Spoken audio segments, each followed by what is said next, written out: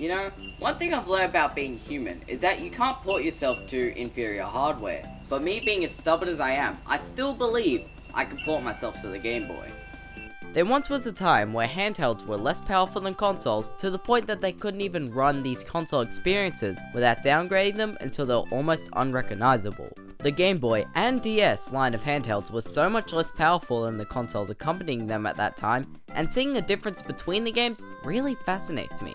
Here, I'm going to be sticking to the Game Boy line of handhelds, not because I'm a Nintendo fanboy or anything, because I'm not. The reason I am doing this is because the Sega Game Gear is just a Sega Master System, except you see less, and the PSP and onwards are fully capable of playing new console games depending on when the handheld came out.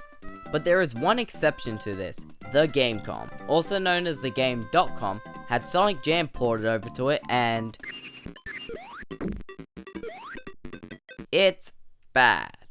Just like Sonic the Hedgehog Genesis on the Game Boy Advance, which was made to celebrate Sonic's 15th anniversary, and has piss poor frame rate, not piss poor but still poor music, the zoomed in camera, and the fact that a singular fan did a better job at porting the game to the handheld than a development team did themselves just makes this even more pathetic. But not all handheld ports were shoddy, and Donkey Kong 94 on the Game Boy is an example of that. Here you get all 4 levels of the original arcade game plus a whole new game inside of it. But this isn't really a port, more so a remake, just like the Super Mario Advance series, which were remakes of Super Mario Bros. 2, Super Mario World, Yoshi's Island, and Super Mario Bros. 3. They were the first times you could play these games on the go, plus they had a remake of the original Mario Bros. Arcade game. Isn't that neat? But again, these aren't ports, but Aladdin on the Game Boy Advance, now that's a port. It's pretty much identical to the Super Nintendo version, but extra zoomed in. Most of the time, companies would do the bare minimum when porting games, but just because these are no-nonsense ports, didn't mean they sold poorly. Classic NES series Super Mario Bros. On the Game Boy Advance was the 13th best-selling game on the platform, selling over 2 million copies, and heck, the Game Boy version of Dr. Mario sold more than the NES version. There are 2 types of Game Boy games, games made specifically for the system, and the stupid lame bad ports of Super Nintendo games. The Game Boy was a long-lasting system, from its release in 1989 until it got discontinued around 2003, lasting until the GameCube generation. So during the 16-bit generation, companies would try and make 16-bit graphics on an 8-bit system, and it went as well as you'd think it did. They mostly focused on graphics, and gameplay suffered because of it. The games would end up having super slow and clunky movement. I feel so bad for anybody who had to play Toy Story on the Game Boy as a kid, but you probably didn't know or cared because you were a stupid little kid.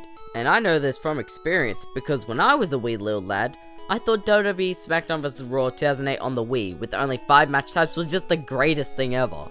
Sometimes companies wouldn't even try to port their games onto handhelds. Instead, they would make completely different games, but have the exact same art on the cover, and not change the name to imply that this is a different game. So kids would end up seeing this and be like, oh my gosh, I can play this game on my Game Boy? That would be so cool! You know, I think I've been swindled. But at the end of the day, it makes sense why they would do it. Do you really think a Game Boy Advance was capable of running 3D games? Okay, besides that one. The Game Boy Advance couldn't run 3D open world platformers, but when you're a kid, you don't really understand hardware limitations, but you would imagine that it would be the exact same game. So, these are okay by me. They just feel a bit dirty considering these were mostly kids games. Looking back at these handheld ports, I've come to the realization that these are pretty useless. Sure, it's cool to play your favorite console games on the go, but it would have been so much better if companies that spend less time porting games to the handhelds, where they would just be an inferior version, when they could have spent that time making a whole new experience, like the Mario Land series, Sonic Advance, Crash Bandicoot Game Boy Advance, etc.